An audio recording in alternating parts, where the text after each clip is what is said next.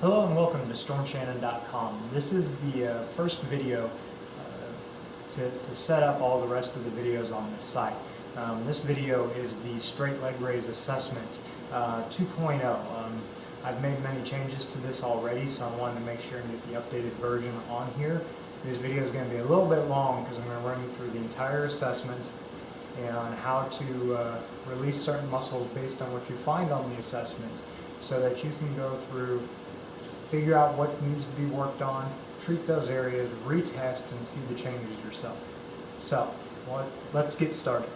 The very first part of the straight leg raise series that we're going to do is doing the prone straight leg raise, or the face down. So, for that one, we're laying face down, raising one leg at a time. And we're still looking for a few different things. First one, pain. If it causes pain, the side that causes the pain is the side we're going to end up treating.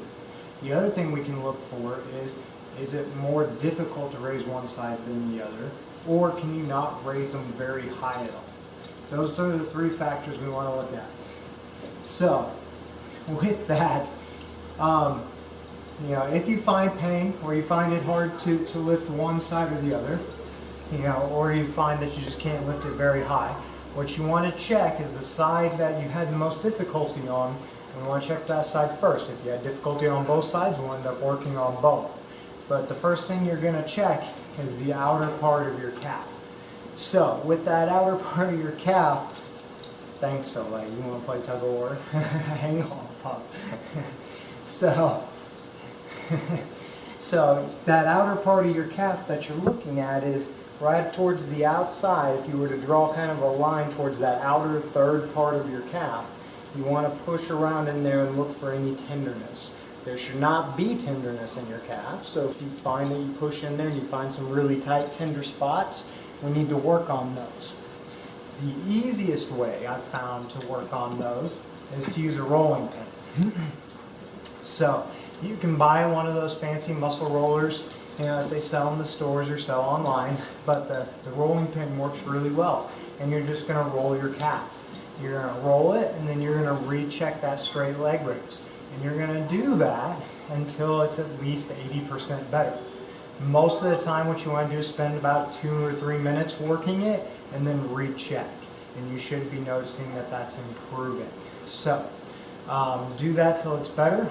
If you need to work both sides until they're both better.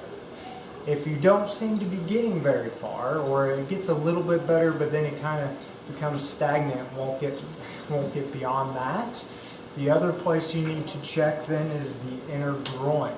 Primarily down towards the knee on the inside part of the leg, you'll find some tenderness through the long adductor muscles here.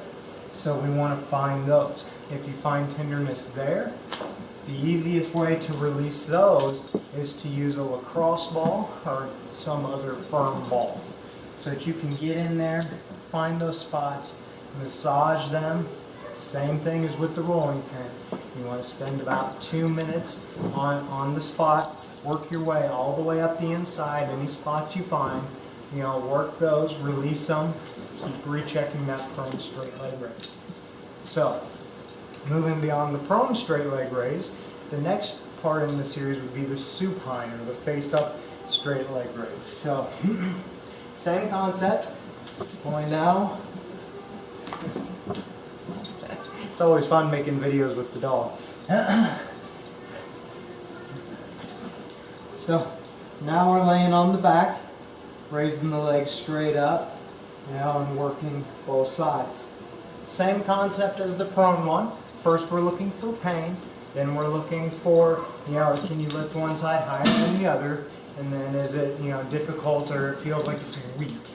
So, in this case, same thing as with the prone straight leg raise.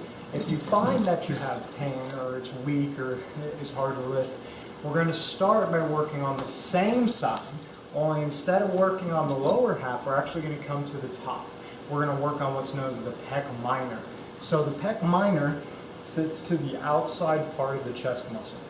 So our lacrosse ball comes in handy here as well. You can get in there, pin this against the wall and you can roll through there.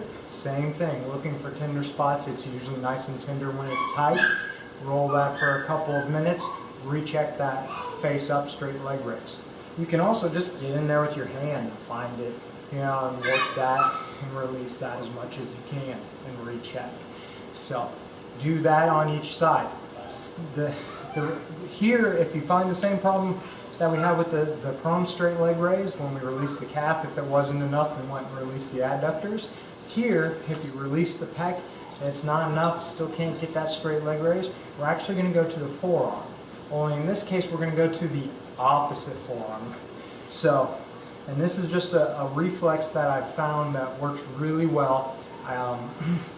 But we want to go to the inside part of that opposite forearm. So if it's the right leg that's hard to lift, we're going to go to the left forearm, just below the elbow, to the inner part, the inner side, and we're going to feel through there for any tenderness, and we can release that. One big sign of your forearm being tight is actually you will find a tender spot a lot of times along your rib cage as well. If that is tender, get in, release that forearm until that tenderness is gone.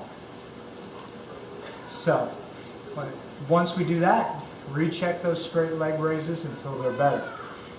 Once you've done the supine or the face up single leg straight leg raises, we're then going to do the double leg straight leg raise. So laying on your back, we're raising both legs straight up and back down. Same thing, looking for pain, difficulty of doing everything there. The key with this one is if you do have the pain or the difficulty doing it, we're going to go to the hip flexor and we're going to release it. Now figuring out which hip flexor is a little more difficult because we're raising both legs at the same time. Usually the rule of thumb is you know, if so far you found everything's been on the right side, good chance it's going to be your right hip flexor. If it's kind of bounced around, then you might have to check. And what you want to do is come off of what's known as the ASIS, or the front of the pelvis, the bony prominence here, and you're going to come towards your belly button, and you're going to push in there, looking for tenderness. You find that tenderness, we want to get in, we want to massage that for about 2 minutes and recheck.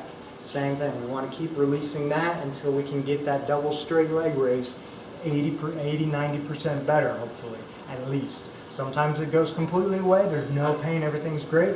That's awesome, that's what we're looking for.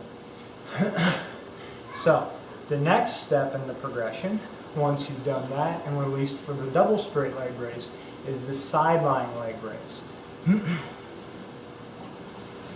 So for the side-lying leg raise, laying on the side, what we want to do is make sure you're straight up and down, vertical here, and we want to push that hip into a little bit of extension, and then you're going to raise that leg up. Now what you should feel is this muscle in the side of your hip that's known as your glute medius contracting, and you shouldn't really feel it anywhere else. So once again, if it causes low back pain or even upper back pain, you know, it's difficult to do, you have a hard time getting your hip in extension and balancing, which is very common. The biggest thing we'll tend to see is you push that hip back and you can't hold it here, so that hip drops. You know, and that's a sign of that weakness. If we have that weakness, we're going to go to the same side forearm. So the same spot that we were doing for the straight leg raise on the back, we're now doing for the side-lying leg raise if we're still finding some weakness. So you're going to go the middle part of that forearm just below the elbow. You're going to get in there and release that. Remember, like we talked about, a lot of times if that is tight, you will find tenderness along the rib cage, and you can use that as a guide to how long do I need to release this. Release until this is gone, and then recheck your straight leg raise. So that is the first part of this assessment and treatment series. So that is the muscle release section. Once you've released those muscles, the reason the pain goes away is it now allows the stabilizer muscles to turn back on.